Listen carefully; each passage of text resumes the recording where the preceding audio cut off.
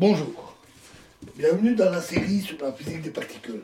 Donc nous avions vu, nous sommes toujours dans l'isospin et nous avions vu la symétrie de jauge de première espèce qui conduit à la conservation de la charge, chose bien connue, et nous avons montré que la charge était équivalente à la projection de l'isospin. La loi de conservation de la charge électrique est observée par toutes les interactions.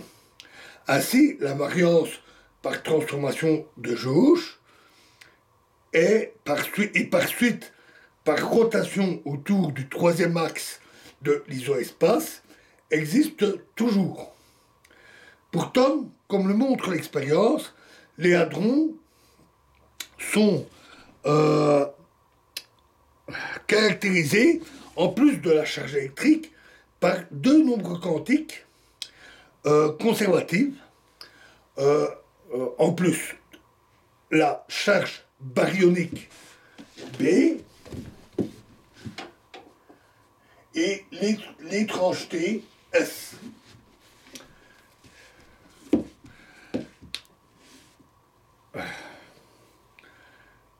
En fait, il y a aussi d'autres nombres quantiques, la beauté, etc. On comprend que c'est relié au quark. Mais on va se limiter ici à cela. Autrement dit, les champs d'onde hadroniques donnent lieu encore à l'invariance par deux transformations de jauge de première espèce. Phi devient phi fois E exposant I alpha B pour baryonique, et phi devient phi fois E exposant I alpha S pour l'étrangeté. On la note S parce que c'est strange en anglais. Compte tenu des nombres quantiques, alors tiens, pour la petite histoire, pourquoi l'étrangeté? Pourquoi étrange? Parce que lorsque les physiciens ont commencé à faire des expérimentations, ils ont très vite constaté la conservation du nombre baryonique, mais dans les interactions, ils constataient que certaines interactions ne se produisaient jamais. Il n'y avait jamais certaines transformations. On va en reparler un peu plus loin. Et ils ont trouvé ça assez étrange, au sens propre. Et donc, ils ont inventé un nombre quantique pour expliquer cette absence de certaines réactions, de certaines transformations, et donc ils l'ont naturellement appelé étrangeté. Et le quark associé est appelé quark étrange. Alors, compte tenu des nombres quantiques BS, et conformément aux données expérimentales, c'est l'expérience qui le guide, la formule Q égale I3, qu'on a vu,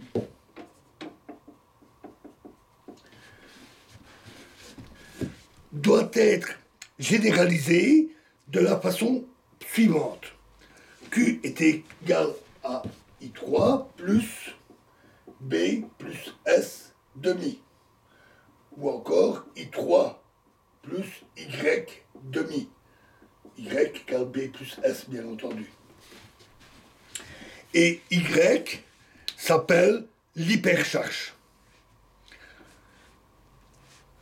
Pour les hadrons, les valeurs Q, B et S sont données dans les tableaux des particules élémentaires qui sont faciles à trouver sur Internet, dans Wikipédia ou d'autres bases de données.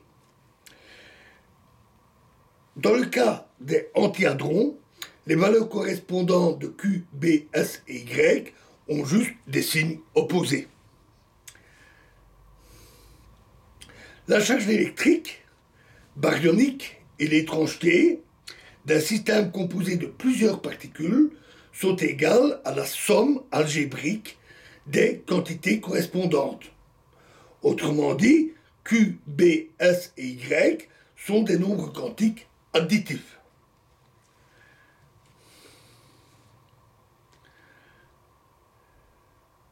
La charge baryonique se conserve dans toutes les interactions.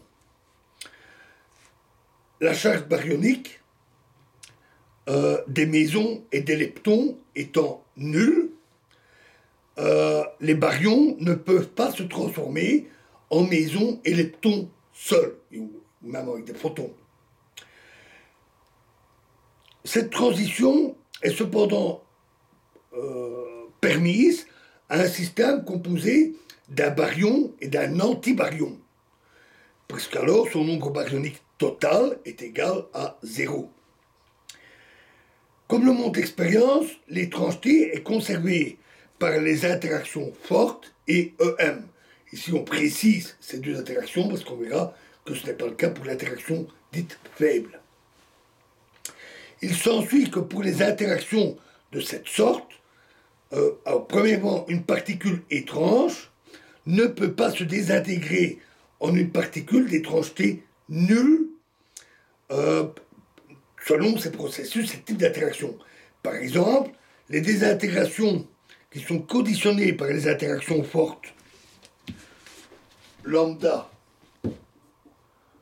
donne un proton plus pi moins,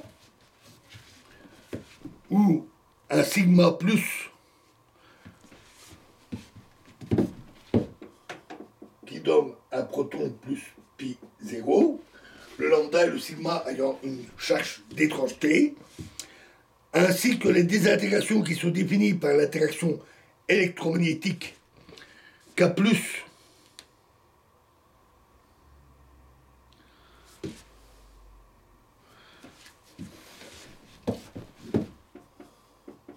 donne pi plus un photon, ou un sigma plus donne proton plus un photon. Toutes ces transactions sont interdites parce qu'elles ne conservent pas l'étrangeté. Alors que la désintégration d'un sigma 0 en un lambda plus un photon est tout à fait possible et est observée. Alors, deuxièmement, la collision de deux particules d'étrangeté nulle ne peut pas produire une particule étrange. Pour les désintégrations, intervient aussi l'interaction faible, qu'on verra. Dans les collisions, elles sont tellement rapides que l'interaction faible n'a pas le temps d'agir, sauf vraiment rare exception. C'est uniquement l'interaction forte ou électromagnétique qui joue. Donc là, c'est vraiment une condition stricte. La collision de deux particules d'étrangeté nulle ne peut pas produire une particule étrange. Par exemple, un meson pi heurtant un proton qui donnerait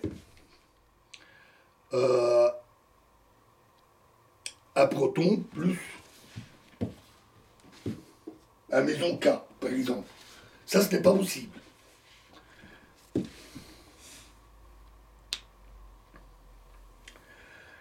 La création est possible pour au moins deux particules étranges, d'étrangeté égale en grandeur, mais en signe opposé, ou plus généralement, pour un système de particules étranges, d'étrangeté totale nulle. Par exemple, un pion plus un proton, en heurtant, peut donner un meson K et un lambda. L'un des deux devront être antiparticules ou avoir le bon signe pour avoir une étrangeté totale nulle. Ou un photon heurtant un photon très énergétique, un photon gamma, peut donner un meson K et un sigma, par exemple. Et bien d'autres possibilités. Voilà. Donc, dans la prochaine vidéo, nous examinerons de plus près la symétrie de charge. Puisque ici, on a modifié la simple charge électrique pour avoir une charge complète avec une hypercharge. Et nous examinerons la symétrie correspondante. Je vous remercie.